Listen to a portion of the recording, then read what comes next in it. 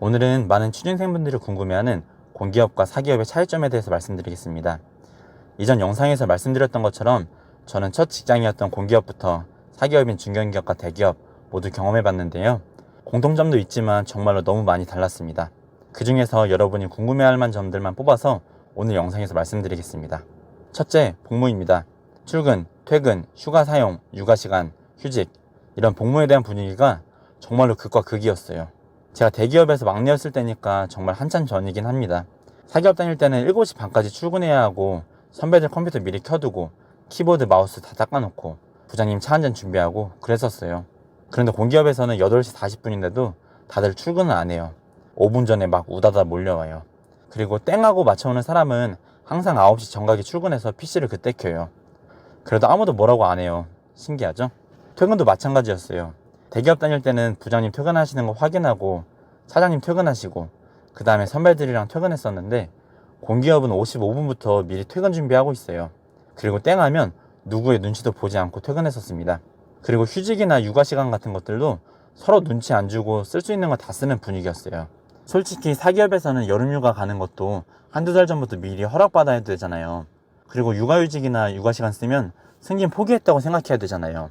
그런데 공기업에서는 너도 나도 다 쓰니까 정말로 편하게 휴가 쓰고 그랬어요.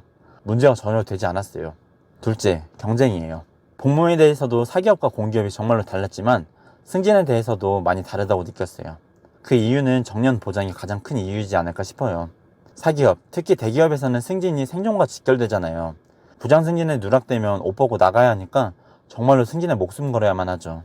하지만 공기업이라고 승진 경직이 없는 건 아니에요. 공기업은 때 되면 승진하니까 다들 승진에 신경 안 쓸 거라고 많이들 생각하시지만 위로 올라갈수록 자리가 적어지는 건 똑같아요. 그러니까 당연히 경쟁이 있습니다. 하지만 승진 못한다고 잘리지는 않아요. 그러니까 경쟁은 치열하긴 하지만 대기업처럼 목숨 걸고 하진 않았어요. 셋째, 책임입니다.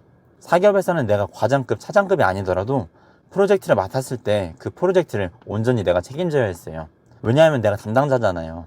사기업에서는 성과만큼 비용도 정말 중요하게 생각하는데 프로젝트가 어느 정도 꽤 성과가 났다고 하더라도 비용이 너무 크다면 그 프로젝트는 잘했다고 할 수가 없었어요. 그 책임도 내가 인사고과에 마이너스를 받는다든지 주변으로부터 죄인 취급을 받으면서 내가 감당해야 했고요. 하지만 공기업에서는 조금 달랐어요. 정부에서 지원해주는 사업이라서 그런지 모르겠지만 예산과 비용에 사기업보다는 목숨 걸지 않았어요. 그리고 책임도 나 혼자서 지지 않았어요. 결제 라인이 다 있잖아요.